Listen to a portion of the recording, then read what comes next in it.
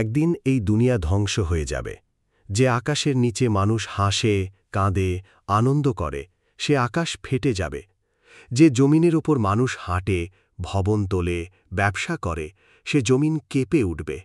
বিশাল পর্বতসমূহ তুলার মতো উড়ে যাবে। আল্লাহ তাআলা কোরআনে বলেন, যেদিন আকাশ বিদীর্ণ হবে এবং পর্বতসমূহ ধসে পড়বে ধূলিকণার মতো। সেদিন সমুদ্র উত্তাল হবে, নক্ষত্রগুলো ভেঙে পড়বে, সূর্য অন্ধকার হয়ে যাবে। মানুষ ভয়ে পাগলের মতো দৌড়াবে, কিন্তু কোথাও আশ্রয় পাবে না। মা তার সন্তানকে ভুলে যাবে, ভাই ভাইকে চিনবে না। মানুষ শুধু বলবে, নাফসি নাফসি, আমার প্রাণ বাঁচুক। কিয়ামতের সেই ভয়াবহ দিনে সবাই বুঝতে পারবে, দুনিয়ার খেলাধুলা, ব্যবসা বাণিজ্য, ক্ষমতা, টাকা পয়সা, কোনো কিছুরই মূল্য নেই। সমস্ত মানুষ মৃত্যুর পর পুনরায় জীবিত হবে। সবাইকে এক বিশাল ময়দানে জড়ো করা হবে। সেই ময়দান হবে সমতল। সেখানে লুকাবার মতো কোনো পাহাড় বা গর্ত থাকবে না। মানুষ অপেক্ষা করবে, কবে হিসাব শুরু হবে। সূর্য মাথার ওপরে নামিয়ে নেওয়া হবে। মানুষের ঘাম জমিনে ডুবে যাবে, কেউ পায়ের গিঁট পর্যন্ত, কেউ কোমর পর্যন্ত। আবার কারো ঘাম এত বেশি হবে যে তারা তাতে ডুবে যাবে। রাসূলুল্লাহ সাল্লাল্লাহু আলাইহি ওয়াসাল্লাম বলেছেন, কেয়ামতের দিন বান্দার পা তার রবের সামনে থেকে সরবে না, যতক্ষণ না তাকে ৫টি বিষয়ে প্রশ্ন করা হয়। তার জীবন কোথায় ব্যয় করেছে? তার যৌবন কিভাবে কাটিয়েছে? তার সম্পদ কিভাবে উপার্জন করেছে? সেই সম্পদ কোথায় ব্যয় করেছে? এবং তার জ্ঞান অনুযায়ী কতটুকু আমল করেছে? প্রতিটি মানুষকে দাঁড় করিয়ে এই প্রশ্নগুলো করা হবে। তখন কেউই মিথ্যা বলতে পারবে না, কারো পক্ষে পলায়ন সম্ভব হবে না। হাসরের মাঠে কিছু মানুষকে দেখা যাবে কালো মুখে, চোখ নিচু করে দাঁড়িয়ে আছে। তাদের হৃদয় কাঁপছে। তাদের আমলনামা ডান হাতে নয়, বরং বাম হাতে দেওয়া হবে। এক যুবককে আনা হল। তার চোখে ভয়, মুখে হতাশা। দুনিয়াতে সে গোপনে ব্যভিচারে লিপ্ত ছিল। ফেরেশতারা ঘোষণা দিলেন, এই সেই যুবক যে আল্লাহর হুকুম অমান্য করে পাপের আসরে ডুবেছিল। তাকে টেনে হিঁচড়ে জাহান্নামের দিকে নিয়ে যাওয়া হল। সেখানে আগুন তার চামড়া পোড়াতে লাগল। প্রতিবার চামড়া জ্বলে গেলে নতুন চামড়া জন্ম নিচ্ছে, আবার আগুনে জ্বলছে। একজন লোককে দেখা গেল, সে কবর থেকে উঠেছে, উল্টো দিকে হাঁটছে। তার শরীর কাঁপছে, মাথা ঘুরছে। মানুষ জিজ্ঞেস করল, এ কেমন অবস্থা? ফেরেশতারা বলল, এ সেই লোক যে দুনিয়াতে সুদ খেত। তার জন্য জাহান্নামে ফুটন্ত আগুনের নদী রয়েছে।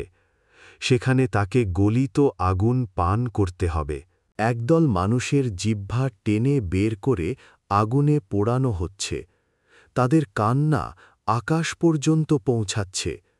ফেরেশতারা বলছে, এরা সেই সব মানুষ যারা দুনিয়াতে মিথ্যা বলত, গীবত করত, অন্যের মানহানি করত।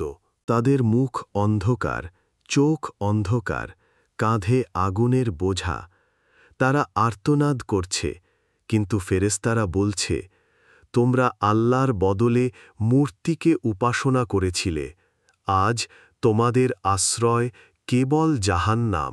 অন্যদিকে কিছু মানুষকে দেখা যাবে আলোর দীপ্তিতে উজ্জ্বল হয়ে উঠেছে। তাদের মুখে হাসি, চোখে শান্তি। ফেরেশতারা তাদের বলছে, তোমরা জান্নাতি, তোমাদের কোনো ভয় নেই।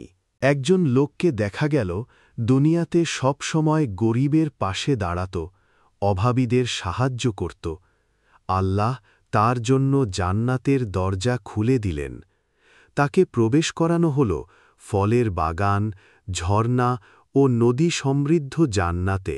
অন্যজন সারা জীবন হালাল উপার্জন করেছে, নামাজ পড়েছে, আল্লাহর ইবাদত করেছে। ফেরেশতারা বলল, তুমি সৎ পথে জীবন কাটিয়েছ, প্রবেশ কর জান্নাতে। যারা আল্লাহর পথে প্রাণ দিয়েছে তাদের জন্য জান্নাতে সর্বোচ্চ মর্যাদা নির্ধারিত হয়েছে। তাদের রক্ত মৃগনাভির মতো সুবাস ছড়াচ্ছে। তারা জান্নাতের বাগানে সম্মানের আসনে বসানো হবে। এক ব্যক্তি দুনিয়াতে বহু পাপ করেছে, কিন্তু মৃত্যুর আগে আন্তরিকভাবে কান্না করে তওবা করেছে। আজ ফেরেশতারা হাসি মুখে তাকে বলছে, তোমার রব তোমাকে ক্ষমা করেছেন, প্রবেশ কর জান্নাতে। জাহান্নামের আগুন এত ভয়াবহ হবে যে তা ৭০ বছর ধরে জ্বালানো হয়েছে। তার আগুন কালো হয়ে গেছে। সেখানে থাকবে ফুটন্ত পানি, কাঁটাযুক্ত খাদ্য, বিষাক্ত সাপ বিচ্ছু। সেখানে কান্না, চিৎকার, আর্তনাদ ছাড়া আর কিছু শোনা যাবে না। জাহান্নামে যারা যাবে তারা চিরকাল শাস্তি ভোগ করবে। অন্যদিকে জান্নাত হবে শান্তির আবাস। সেখানে থাকবে দুধ, মধু, পানি আর মদের নদী, ফলের বাগান, ছায়াময় বৃক্ষ, সোনার প্রাসাদ। সেখানে ক্লান্তি নেই, দুঃখ নেই, মৃত্যু নেই। জান্নাতের মানুষ অনন্তকাল সুখে থাকবে। কুরআনে আল্লাহ বলেন, যারা ঈমান এনেছে এবং সৎকাজ করেছে তাদেরকে জান্নাত দেওয়া হবে, যেখানে তারা চিরকাল থাকবে। সূরা আল-বাইয়িনা ৯৮-৭-৮। এই দুনিয়ার জীবন ক্ষণস্থায়ী। এখানে হাসি, কান্না, দুঃখ, সুখ সবই অস্থায়ী। কিন্তু পরকালের জীবন চিরস্থায়ী। আজ আমাদের হাতে সময় আছে। আমরা চাইলে নামাজ পড়তে পারি, কোরআন পড়তে পারি, দান করতে পারি, গুনাহ থেকে বাঁচতে পারি। হাসরের ময়দানে ধন সম্পদ, পরিবার, পদ পদবি কিছুই কাজে আসবে না। কাজে আসবে শুধু ঈমান আর নেক আমল। আল্লাহর আদেশ মানা মানেই জান্নাতের পথ, আর অবাধ্যতা, পাপাচার মানেই জাহান্নামের পথ।